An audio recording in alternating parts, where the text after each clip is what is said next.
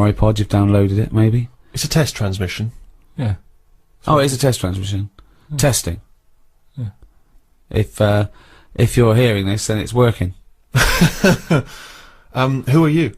I'm Ricky Gervais. Who are you? Steve Merchant. Who's that little bald-headed mank twat chimp over there? It's me, isn't it? Alright.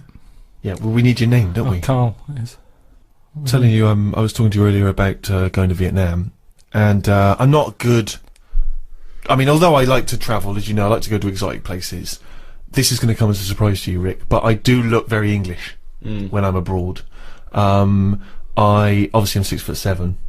I'm quite pasty and white, and I find it very hard to blend in with, say, Vietnamese people. Sure. But this time I thought I'd embrace this, and I've brought you something as to show you. It's not really going to be very helpful on the enemy radio, but I decided to wear a hat. I thought I'd buy a hat and wear a hat, and I thought that I bought this last minute as I was just before I got on the plane. I was doing some shopping. I thought I need to, because you can think it'd be something like from a Graham Greene novel, right? Exactly. They'd go they call him the Englishman. Exactly. He's the wisest, and yeah, exactly. Yeah, exactly. So I thought, because you can kind of reinvent yourself when you're abroad in some way, can't you?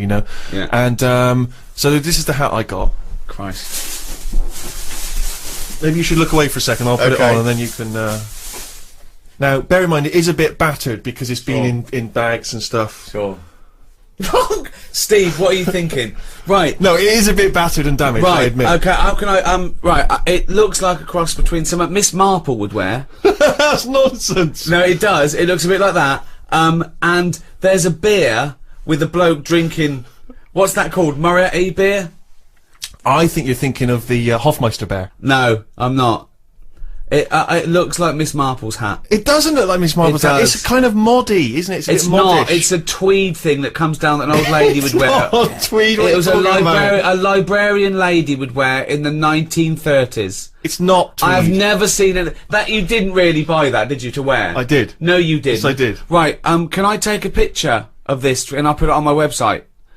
Right, I am now taping this on a camcorder. I will put this up on rickygervais.com. I disagree. I think this genuinely looks good. I think it makes me look a bit like, say, Tom Waits or Farmer Barlow. The point is this, right? I'm wearing the hat, I'm looking good, okay? But people, obviously, they can sense that I'm a moneyed tourist. They can see how good I look, and they know I've got a little bit of money in my pocket, can afford to buy hats, and everything. So obviously I'm always a target for people trying to get money from me, stuff like that, which is always a hassle, isn't it? And I find it very difficult tipping when I'm abroad. I don't really understand what the rules are with tipping, and that's a big anxiety for me. And also I have problems with the conversion, because obviously when you go abroad. So the Vietnamese dong. Come on, there's nothing funny about that. That's just what it's called, right? For $63 US, you can get 1 million dong, right? That's a lot of dong. So I'm packing like a huge dong. I got like 2 million dong, like in me money belt under my shirt. Right? Yeah, so look at this image, right? You were wearing that hat and a bum bag.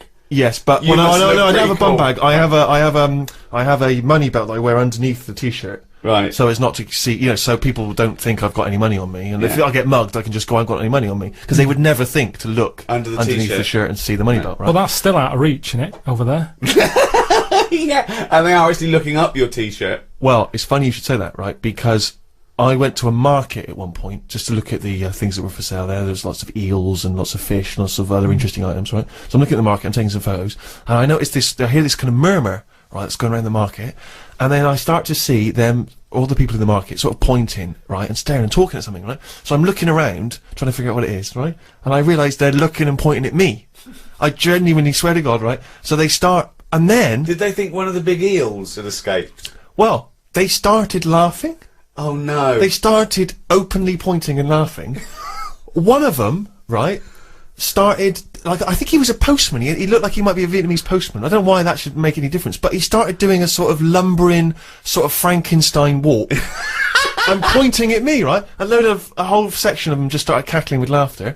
And then at one point, a woman in one of those sort of Vietnamese lampshade hats, right? She runs up behind me, and she attaches to my back a sort of kick me thing that you would have attached to some nerd at school's back, right? She'd actually put something like that on my back. I don't realise initially. So they're just chortling. They are weeping by now. And I'm talking like the whole market is in hysterics. And old ladies are coming up to me and just, you know, comparing their heights and then giggling. And then I'm sort of trying to get this thing off my back so I look like a dog, you know, chasing its tail. And I just realised that this entire marketplace was just openly laughing at me. And what angered me, Rick, was that I've spent a lot of time in this country, in the UK, right, building up a career, right, so that people don't laugh at me, right? They respect me. They see me as a man of great accomplishments and achievements. I go to another country where with that hat. Exactly. Walking around with those glasses with a little money belt on, maybe sandals with socks because I got a foot infection. And it turns out that they're just laughing at me, just openly mocking and laughing at me, right? So I just genuinely, I got upset and I got you threw down your cagoule, left your clogs behind, and got on the first plane back. I hopped in a rickshaw straight back to the hotel where they do not laugh at me openly. But anyway, just to return to the dong issue, right, this was what worried me, was that, obviously you got a tip, so we had a driver for a few days, right, and you got to leave him a tip. And I never feel a bit awkward, when do you give him the tip and everything, how does it work? And so I didn't know how much it should be, and I was thinking, well, you know, it's a poor country, I've had a driver a couple of days, you know, I haven't paid for the driver, so I give him like $20, right, which is like 10 quid, you know, I'm thinking that seems like a good tip. I get in there, I read in the guidebook, I should have only given him $2. I give him 20. Well, now no, because you don't want to upset the precious equilibrium. You don't want to upset the financial equilibrium because he might have gone berserk. Yeah. I mean, that's $20 is a lot to him. He might have left his family, you know, bought a different, you know, corrugated iron shack somewhere else. What if he turned up with a hat like yours and said, exactly, we're mates now, aren't we? We're mates now. Let's go back to England. Let's pick up some ladies. So I was a bit worried. So I was thinking of asking for the money, you know, for some change, but I didn't think that was appropriate. So, but then I was worried because then I was thinking, what if all the other drivers within his organisation find out that I've given him like $20? They're all going to be expecting a big tip. Yeah. So that was a big worry. But more than that, we'd also had a guide with us, so he was bound to find out how that thing is. Right, now I didn't have any dollars left, and I thought, well, I've given that guy 20. I got to give the guy who's been talking English to us, showing us around, helping us out. I got to give him 50. Even more. Right, I ended up giving him $1 million dong.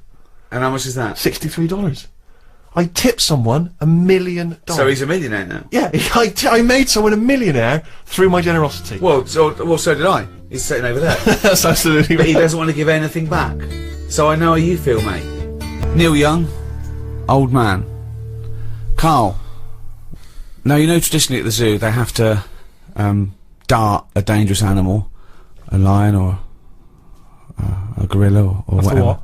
They have to dart it. Oh yeah. Right, yeah. To take blood samples and check its health and stuff. So it's very stressful for the animal and quite dangerous to give it an anaesthetic like that.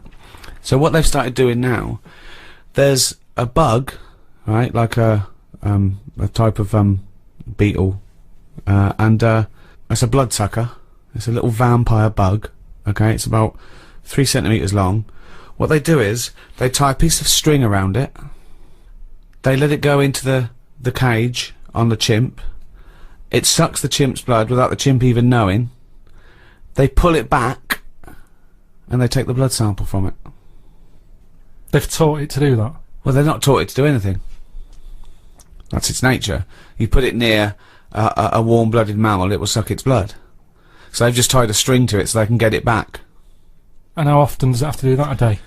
Well, I don't know. Why are these the important questions? Just because, isn't that incredible that they've got this amazing symbiotic relationship with a bug? Because that's is it the same one? Say if there's 8 chimps. Oh, jeez, Carl, listen to me. No, let him. I want to. I'm just saying, if there's 8 chimps in there, yeah, 1 beetle.